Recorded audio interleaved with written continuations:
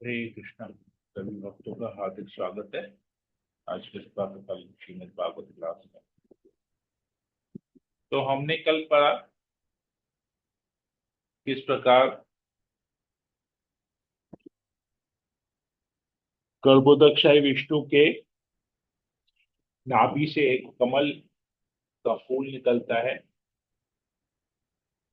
रजोगुण के प्रभाव से, और उस कमल फूल में ब्रह्मा जी की उत्पत्ति होती है। और ब्रह्मा जी सब जगह दिखते हैं, केवल उनको अंधकार दिखता है। कमल के फूल के अंदर जाते हैं, कुछ नहीं दिखता है, और फिर वो तपस्या करने लगते हैं।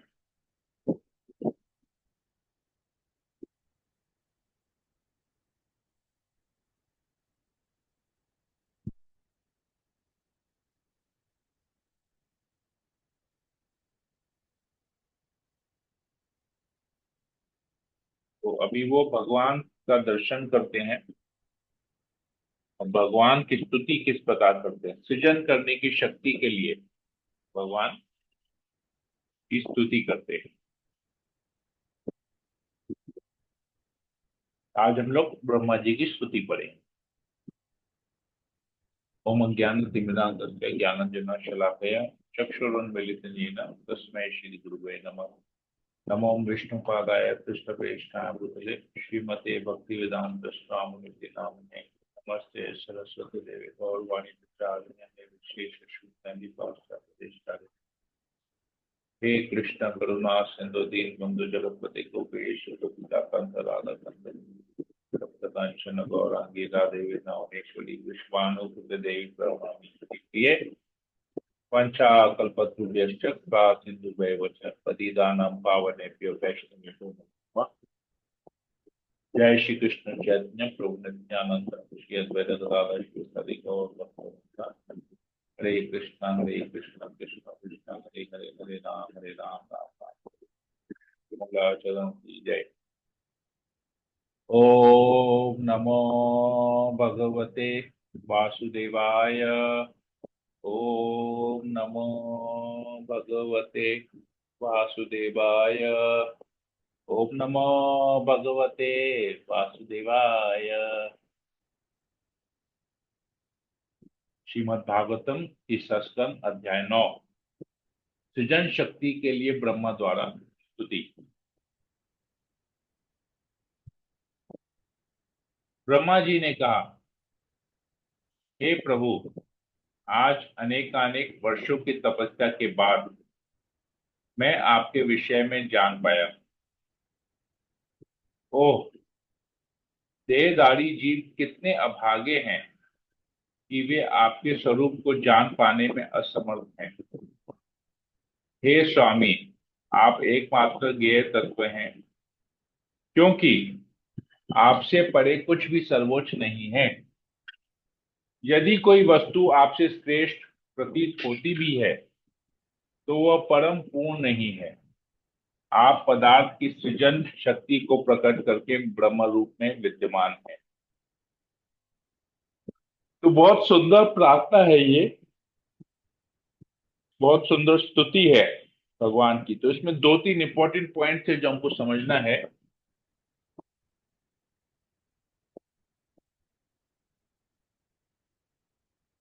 सबसे पहले कि देहधारी जो जीव हैं, माने हम जैसे मनुष्य हैं, इस भौतिक जगत के बंधन में, माया के बंधन में हैं, हमारे लिए संभव नहीं है कि हम भगवान को जान पाए, भगवान के स्वरूप को जान पाए। ये तो प्रभुपाद की विशेष कृपा है कि हम जान पाए कि भगवान का एक स्वरूप है, भगवान साकार है और वो कृष्ण है। अगर आप अपने सब तरफ देखेंगे तो कई प्रकार के लोग हैं जिनकी अलग अलग धारणाएं हैं। कोई भगवान पे विश्वास नहीं करता है, कोई कहते हैं भगवान निराकार है, कोई कहते हैं शिव जी भगवान है। ऐसे करके अलग अलग। तो देहधारी जीव बहुत अभागे हैं, ब्रह्मा जी कह रहे हैं यहाँ पर, और वाकई में अभागे हैं। फैक्ट है जो ब्रह्मा जी बता रहे हैं, क्योंकि ब्रह्मा जी से मनु उत्पन्न होते हैं, और मनु से मानव आते हैं, मतलब हम लोग आते हैं। तो हमारे ग्रैंडफादर हुए ब्रह्मा जी। हम लोग मनु से मानव आते हैं, और मनु आते हैं ब्रह्मा जी से। तो हमारे दादाजी हुए। दादाजी कह रहे हैं कि हम लोग कितने अभागे हैं, और हम कहते हैं नहीं, हम भाग्यवान हैं। तो यही हम लोगों का सबसे बड़ा प्रॉब्लम है।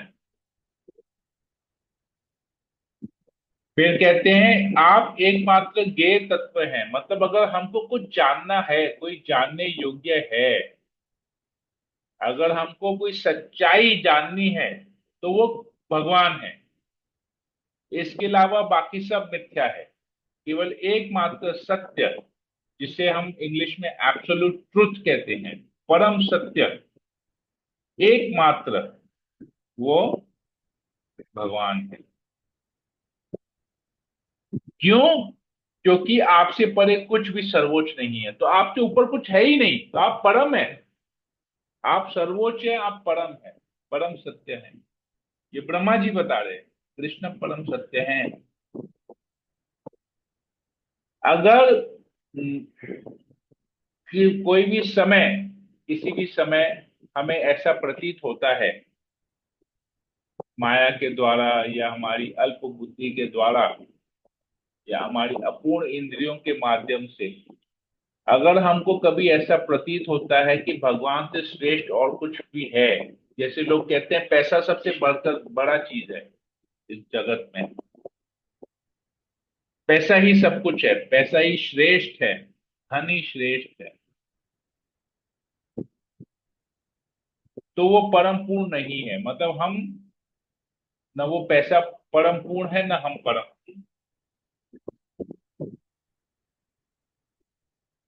क्योंकि सब कुछ भगवान से आया, आप पदार्थ का सृजन शक्ति को प्रकट करके ब्रह्म रूप में विद्यमान, तो भगवान से ही सब कुछ आया है।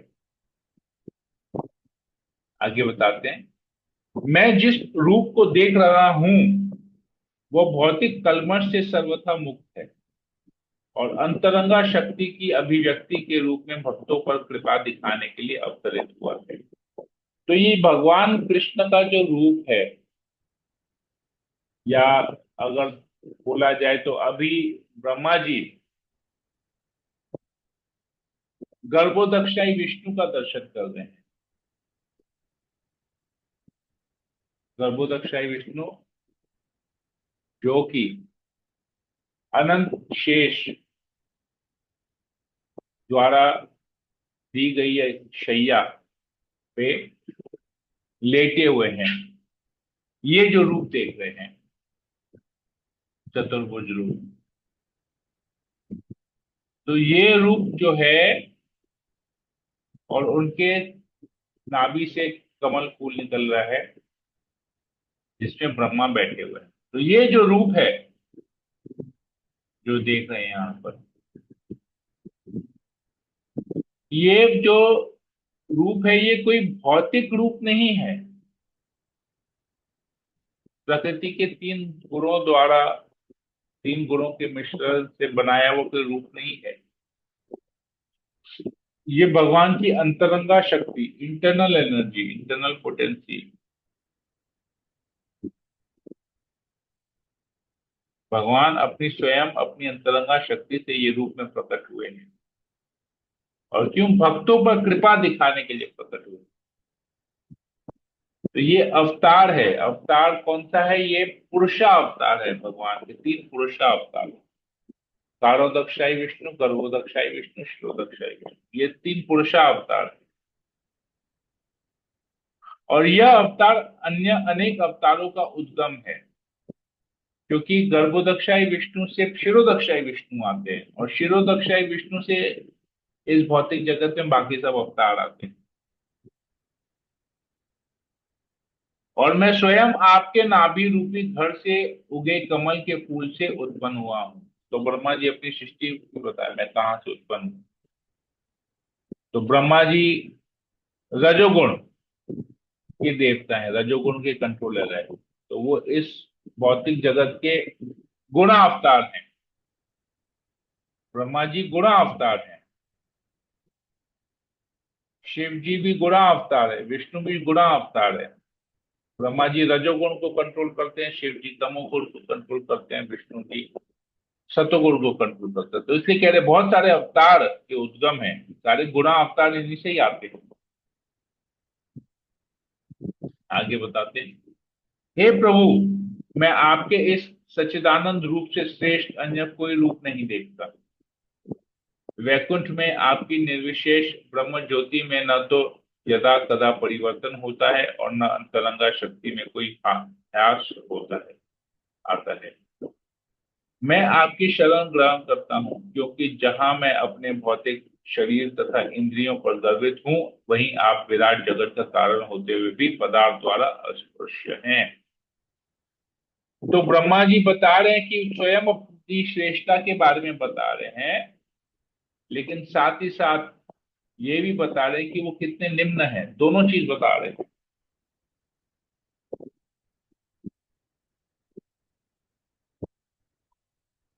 ब्रह्मा जी अपने भौतिक शरीर और इंद्रियों पर गर्वित हैं। क्यों? क्योंकि ब्रह्मा जी को भगवान सृजन शक्ति देते हैं। भगवान जी सब, ब्रह्मा जी परम पिता कहे जाते हैं, सृष्टिकर्ता माने जाते हैं, लेकिन वो शक्ति कृष्ण से आती है उनको। वो शक्ति उनको गर्भोदक्षाई विष्णु से आती है।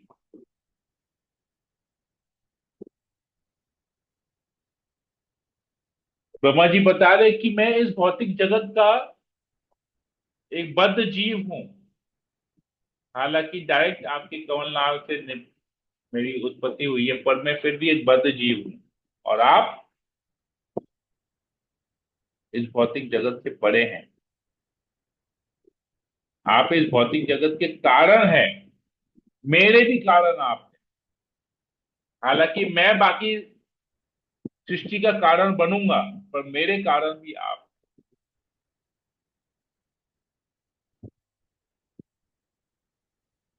पूर्ण पुरुषोत्तम भगवान कृष्ण का यह वर्तमान रूप या उनके द्वारा विस्तार किया हुआ कोई भी दिव्य रूप सारे ब्रह्मांडों के लिए समान रूप से मंगलमय है। तो ये जो अभी रूप देख रहे हैं, ये गर्भोदक्षाई विष्णु का जो रूप देख रहे हैं, ये एक्चुअली कृष्ण का ही रूप है। कृष्ण का वर्तमान रूप ये है। सृष्टि लीला के लिए भगवान कृष्ण ये रूप धारण करते हैं। क्योंकि आपने यह नित्य साकार रूप प्रकट किया है, जिसका ध्यान आपके भक्त करते हैं, इसलिए मैं आपको सादर नमस्कार करता हूं। जिन्हें नरक गामी होना बदा है, वे आपके साकार रूप की उपेक्षा करते हैं, क्योंकि वे लोग भौतिक विषयों की ही कल्पना करते रहते हैं।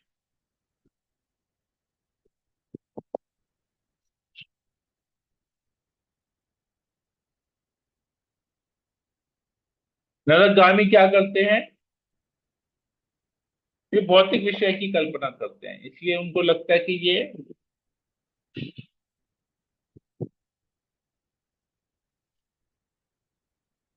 भगवान का कोई साकार रूप है ही नहीं, क्यों? भौतिक विषय में, तो इसलिए वो लोग नरक जाते हैं। जो भगवान के रूप को स्वीकार नहीं करते वे वास्तव में नरक जाते हैं। हे प्रभु, जो लोग वैदिक ध्वनि की वायु द्वारा ले जाई गई आपके चरण कमलों की सुगंध को अपने कानों के द्वारा सूंघते हैं, वे आपके भक्तिमय सेवा को स्वीकार करते हैं। उनके लिए आप उनके हृदय रूपी कमल से कभी भी विलग नहीं होते। तो जो भगवान के जो शुद्ध भक्त हैं, जिन्होंने भगवान के चरण कमलों का आश्रय लिया है, कैसे?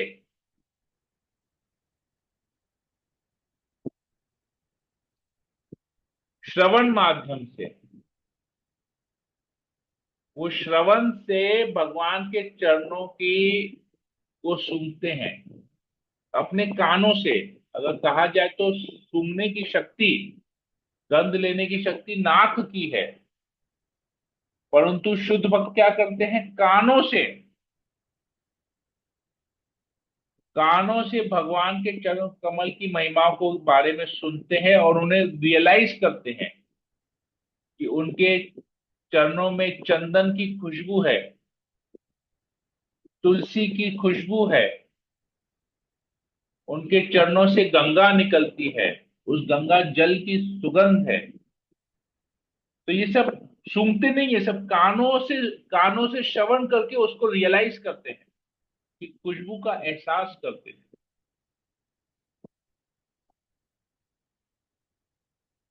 और इस श्रवण से वो लोग भगवान की भक्ति में सेवा को स्वीकार करते हैं। तो ऐसे जो शुद्ध भक्त है, भगवान आप उनसे कभी भी विलग नहीं होते। भगवान ऐसे भक्तों का साथ कभी नहीं छोड़ते। ब्रह्मा जी यहाँ पर बता रहे हैं। हे प्रभु, संसार के लोग समस्त भौतिक चिंताओं से उद्विग्न रहते हैं। वे सदैव भयभीत रहते हैं। वे सदैव धन, शरीर तथा मित्रों की रक्षा करने का प्रयास करते हैं। वे शोक तथा अवैध इच्छाओं एवं साज सामग्री से पूरित रहते हैं तथा लोभवश मैं तथा मेरे की नश्वर धारणाओं पर अपने दुराग्रह को आधारित करते हैं। जब तक वे आपके सुरक्षित चरण कमलों की शरण ग्रहण नहीं करते, तब तक वे ऐसी चिंताओं से भरे रहते हैं। तो जो भगवान की शरण ग्रहण नहीं करता है, वो हमेशा भयभीत रहेगा। हमेशा वो भयभीत रहेगा। किस लिए भय करेगा? मेरे पास जो धन है, वो धन मैं कैसे कमाऊं और धन की रक्षा कैसे करूं? कोई मेरा पैसा लूट के चले गया तो? शरीर के लिए भयभीत होते हैं कि मुझे कोई बीमारी नहीं हो जाए। अगर कोई बड़ी बीमारी हो गई तो उसके ऊपर पैसा खर्चा करना पड़ेगा, इलाज कराना पड़ेगा, बिस्तर पकड़ लेना पड़ेगा, तो मेरा काम कौन करेगा? मेरा सब कुछ नष्ट हो जाएगा, मैं भोग नहीं कर पाऊंगा। भयभीत रहते। डायबिटीज है, मीठा कैसे खाऊंगा? मीठा खाऊंगा तो मेरा डायबिटीज शुगर लेवल बढ़ जाएगा।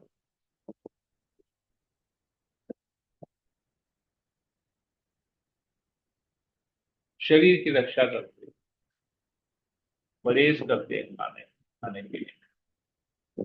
मित्रों की रक्षा करते हैं।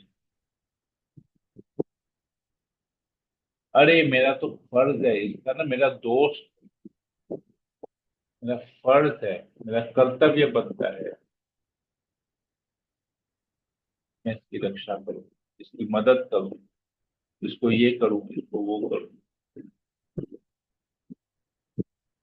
तो ये सब जानते नहीं, ये सब अल्टीमेटली शोक शोक का कारण बनता है, क्योंकि हम परफेक्ट नहीं है। हम सब कुछ परफेक्ट नहीं कर पाएंगे, हमसे कहीं ना कहीं गलती होगी। हम कुछ ना कुछ ऐसे कार्य होंगे जो करने में हम असमर्थ हैं। उससे शोक उत्पन्न होगा। हमारी कार्य करने की शक्ति सीमित है, अनलिमिटेड नहीं है, असीमित नहीं है, सीमित है।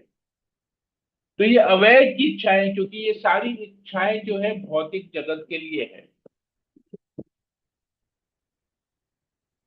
साज सामग्री, अपना रेप्यूटेशन कैसे हम बढ़ाएं, अपना लाइफस्टाइल कैसे एनहांस करें, कैसे सजाएं अपने घर को, अपने जीवन को, भौतिक रूप से कैसे सजाएं। लोभवश, ये मैं और मेरा, इसको हमने पहले भी पढ़ा था, मैं और मेरा, ये नश्वर धारणाएं हैं। नश्वर मतलब जो खत्म हो जाएगा, जिसका नाश हो जाएगा, क्योंकि शरीर रहेगा नहीं हमेशा के लिए। शरीर का जन्म हुआ, शरीर की मृत्यु भी होगी।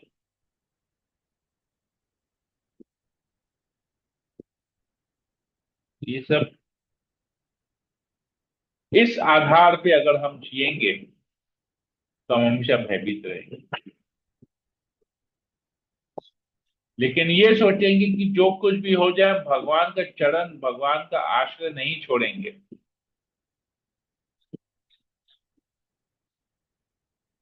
वो केवल जो केवल भगवान के चरण कमलों का ध्यान करेंगे, उन्हें और कोई चिंताएं नहीं सताएंगी। हे प्रभु, वे व्यक्ति जो आपके दिव्य कार्यकलापों के विषय में सर्व मंगलकारी कीर्तन तथा श्रवण करने से वंचित हैं, निश्चित रूप से वे अभागे हैं और सद्बुद्धि से विहीन हैं। वे तनिक देर के लिए इंद्र कृति का भोग करने हेतु अशुभ कार्य में लग जाते हैं। तो कितने दुर्भाग्य है वो, कितने अभागे हैं वो, जो भगवान का नाम कीर्तन नहीं करते, भागवत गीता नहीं पढ़ते, भक्तों का संग नहीं करते। अभागे हैं वो लोग, सद्बुद्धि से विहीन है, उनमें बुद्धि नहीं है, पाप कर्मों में लिप्त रहते हैं, अशुभ कार्य में लगे रहते हैं।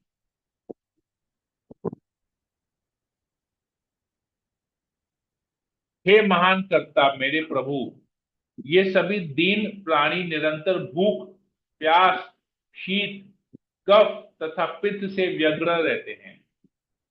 इन पर कफ युक्त शीत शीत ऋतु, भीषण गर्मी, वर्षा तथा अन्य अनेक क्षुब्ध करने वाले तत्व आक्रमण करते रहते हैं, और ये प्रबल काम इच्छाओं तथा दुस्सह क्रोध से अभिभूत होते रहते हैं। मुझे इन पर दया आती है और मैं इनके लिए अत्यंत संतप्त रहता हूँ। तो ब्रह्मा जी यहाँ लैमेंट कर रहे हैं, यहाँ शोक कर रहे हैं कि देखिए कितने अभागे हैं ये लोग। ये जो इस भौतिक जगत के प्राणी हैं, उनको भूख भी परेशान, देखिए आज भूख हमको परेशान करती है। आज हम में से कोई ऐसा नहीं बोल सकते हमने भूख को कंट्रोल कर लिया। खाना खाने में 1-1.5 घंटा लेट हो जाए, देखिए कैसे चिड़चिड़ापन आ जाता है, कितना दिक्कत होता है, पेट में दर्द होता है भूख के मारे, जैसे लगता है अब गिर जाएंगे। प्यास कितनी लगती है, जैसे लगता है अब गिर जाएंगे। ठंड भी बर्दाश्त नहीं कर पाते, कांपते रहते हैं, भले स्वेटर डाल लें, कंबल डाल लें, पर शीत भी, ठंड भी हमको परेशान करती है। खांसी होता है, गले में दर्द होता है, कितना कुछ होता है। मौसम चेंज हुआ नहीं कि बीमार पड़े नहीं।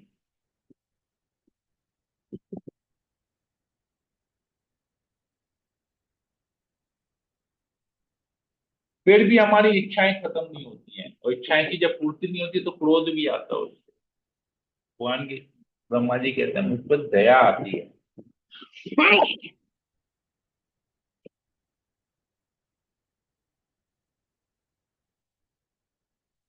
हे प्रभु, आत्मा के लिए भौतिक दुखों का कोई वास्तविक अस्तित्व नहीं होता। फिर भी जब तक बदात्मा शरीर को इंद्र भोग के निमित्त देखता है, तब तक वही आपकी बहिरंगा शक्ति द्वारा प्रभावित होने से भौतिक कष्टों के पास से बाहर नहीं निकल पाता। तो ये जितने भी दुख है ये आत्मा के लिए नहीं है, ये शरीर के लिए है। तो जो अपने आप को शरीर मानता है वो हमेशा इन दुखों से परेशान होते रहेगा, वो कभी भी भौतिक कष्टों से नहीं निकल पाएगा। ऐसे अभक्त गण अपनी इंद्रियों को अत्यंत कष्टप्रद तथा विस्तृत कार्य में लगाते हैं, और रात में उनिद्र रोग से पीड़ित रहते हैं, क्योंकि उनकी बुद्धि विविध मानसिक चिंताओं के कारण उनकी नींद को लगातार भंग करती रहती है। वे अति मानवीय शक्ति द्वारा अपनी विविध योजनाओं में हताश कर दिए जाते हैं। यहाँ तक कि बड़े बड़े ऋषि मुनि यदि आपकी दिव्य कथाओं से विमुख रहते हैं तो वे भी इस भौतिक जगत में ही चक्कर लगाते रहते हैं। तो ऐसे लोगों का सबसे बड़ा प्रॉब्लम क्या है, इनको रात को नींद नहीं आती। इतना उनको टेंशन रहता है कि रात को नींद नहीं आती। बहुत सारी उनको चिंताएं रहती हैं उनको कि हमको क्या करना है, क्या करना है, क्या करना है, कल ये करना है, वो करना है, ये मेरा अधूरा काम रह गया, वो ऐसा हो गया। यहाँ तक कि बड़े बड़े ऋषि मुनि भी यदि वो लोग अगर भगवान की कथा, भक्तों का संग छोड़ देते हैं तो उनके साथ भी यही प्रॉब्लम। भगवान की कथा श्रवण करते रहेंगे तो नींद भी अच्छी आएगी। तो आपको हमेशा टेंशन आएगा। तो भगवान की कथा मंगलमय है। भगवान मंगलमय है, उनकी जो भी कथा हम सुनेंगे मंगलमय है। हमको टेंशन से वो छुटकारा दिलाता है।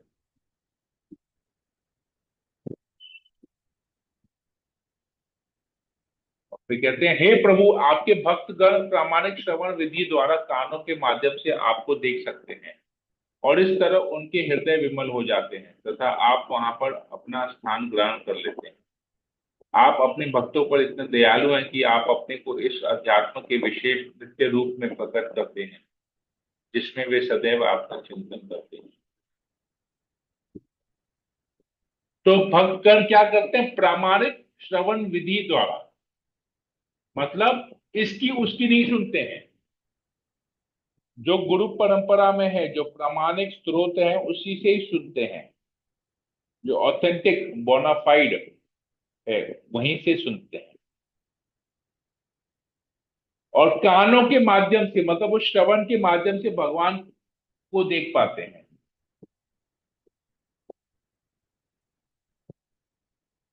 और जितना ज्यादा श्रवण करते हैं, हमने पहले भी पढ़ा, उनका हृदय निर्मल हो जाता है, विमल हो जाता है, साफ हो जाता है। और जो जगह साफ होती है वहां पर भगवान आके विराजमान होते हैं। कहते हैं ना, cleanliness is next to godliness. तो साफ सफाई जहां पर रखेंगे वहां पर भगवान आके विराजमान होंगे, लक्ष्मी देवी वहां आके विराजमान भी होगी।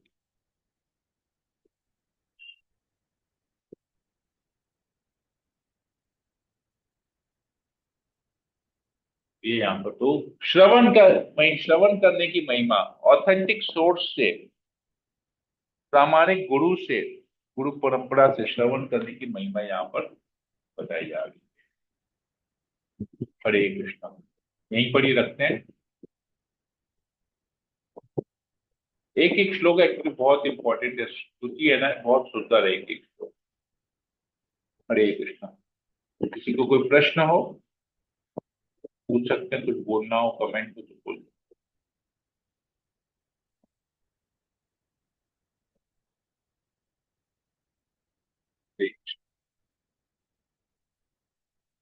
कोई प्रश्न है किसी को?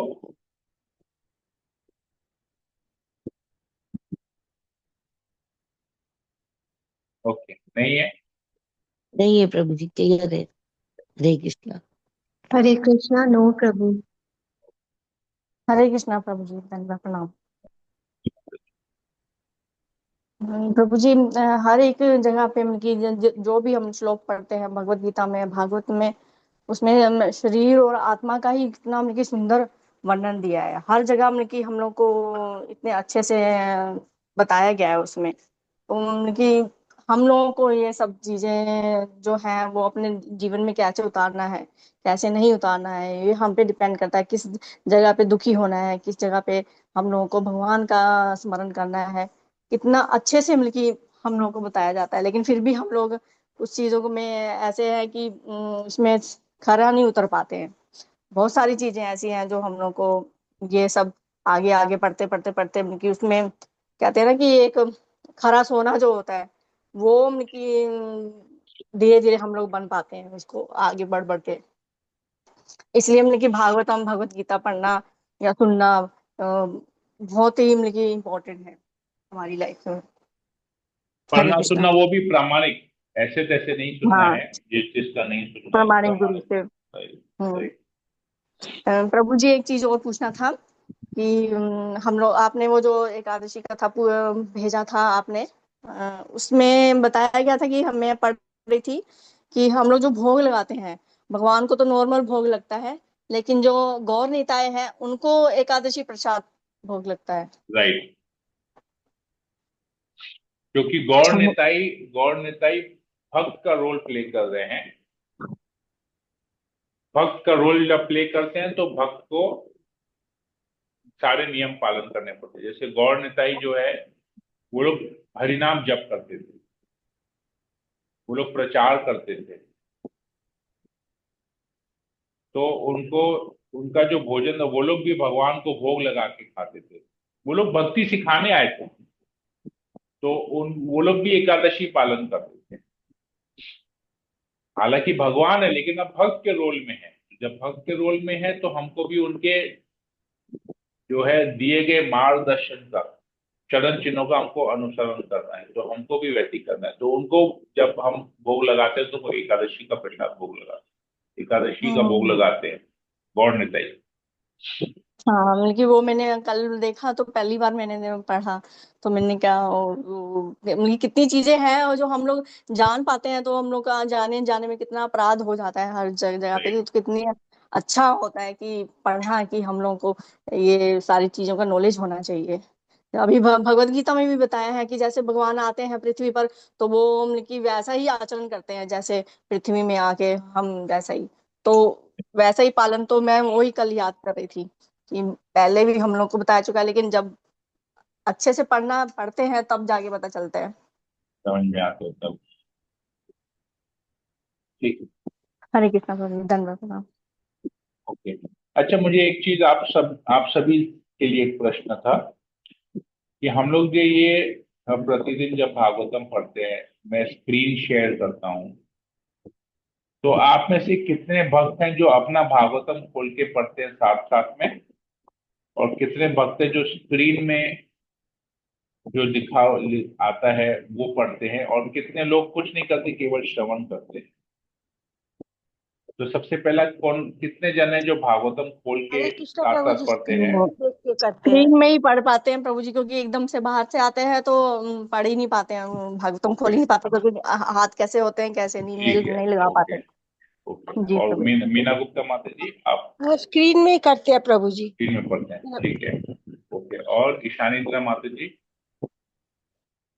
स्क्रीन पे ही करती हूँ प्रभु जी। ओके। विनीत मंडल प्रभु? वो मैं अपना बुक इंग्लिश लेके बैठा हूँ। इंग्लिश लेके बैठते हैं। ओके, ठीक है। और शांति राधा माता जी, आप?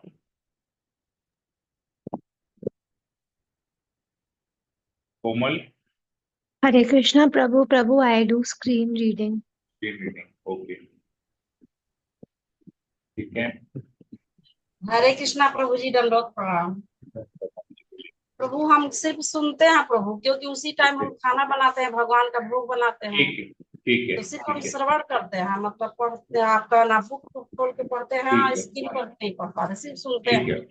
ठीक है, कोई दिक्कत नहीं। ओके। प्रभु जी ठीक कभी कभी मैं भी खाली सुनती हूँ। है। हरे कृष्णा, दंडवत हरे प्रणाम। कृष्णा प्रभु जी, मेरा भी वही है प्रभु जी, मुझे निकलना पड़ता है 9:30 बजे। क्योंकि मुझे ट्यूशन से। मेरा मेरा ये पूछने का एक ही कारण था कि मैं एक पर्टिकुलर थोड़ा सा स्पीड में पढ़ता हूँ, तो मुझे पता नहीं कितने लोग उसको फॉलो कर पाते हैं कि नहीं कर पाते हैं। क्योंकि एक सामने पढ़ना, कोई जब किसी से सुन रहे हैं और साथ साथ जब उसको पढ़ रहे हैं तो लोग ज्यादा कैच करते हैं उनको, इसीलिए मेरा था। तभी फिर भी मैं प्रयास करता हूँ कि जो श्लोक नहीं पढ़ते, जो प्रभुपाद ने जो श्लोक का अनुवाद दिया है, उस अनुवाद को पढ़ने के बाद मैं दोबारा उसको समझाता हूँ। इसलिए मुझे डाउट था कि बहुत लोग सुबह का समय माता जी लोग किचन विचन में रहती है तो लोग पढ़ नहीं पाते होंगे, इसलिए मैं एक बार समझा लेता हूँ। बस मुझे खाली वही था कि मैं कहीं गलत तो नहीं कर रहा, मुझे खाली अपने आप को चेक करने के लिए मैं आप लोगों से ये प्रश्न पूछा था, और कुछ नहीं था। नहीं प्रभु जी, सुनते हैं, मेरा भी प्रॉब्लम यही रहता है, खाना बनाते बनाते सुनती हूँ। ठीक है, कोई दिक्कत नहीं। हाँ। कोई दिक्कत प्रभु जी हरे आपकी स्पीड तो हरे एकदम कृष्ण ठीक है, हमारे जैसी ही है। हरे नहीं। ओके। कृष्ण प्रभु जी, हम भी स्क्रीन में पढ़ते हैं। मतलब आप लोग को दिखता है ना स्क्रीन में, पढ़ने में आता है ना, बस वही खाली मेरा था। हाँ जी प्रभु जी, जी प्रभु। ठीक है। ठीक है, मतलब मैं जो कर रहा हूँ वो सही कर रहा हूँ, गलत नहीं हूँ। मुझे खाली वही था, मुझे लगा पता नहीं आप लोग स्क्रीन में देख पाते होंगे, समझ पाते स्क्रीन होंगे कि नहीं, नहीं, बस प्रभु वही। जी स्क्रीन बड़ा कर लेते हैं थोड़ा सा, उससे हो जाता है पढ़ने में अच्छे से। ठीक है, चलिए, वेरी गुड। हरे ठीक है। कृष्णा। हरे कृष्ण। ठीक है, मैं सेशन को यही एंड करता हूँ। हरे कृष्णा कृष्ण कृष्ण हरे हरे, हरे राम राम राम हरे हरे। पंचाकल्पतरुभ्यश्च कृपा सिंधुभैव च पतितानां पावनेभ्यो वैष्णवेभ्यो नमो नमः। संवेद भक्त की जय, श्री प्रभुपाद की जय, गुरुदास श्री भागवत की जय।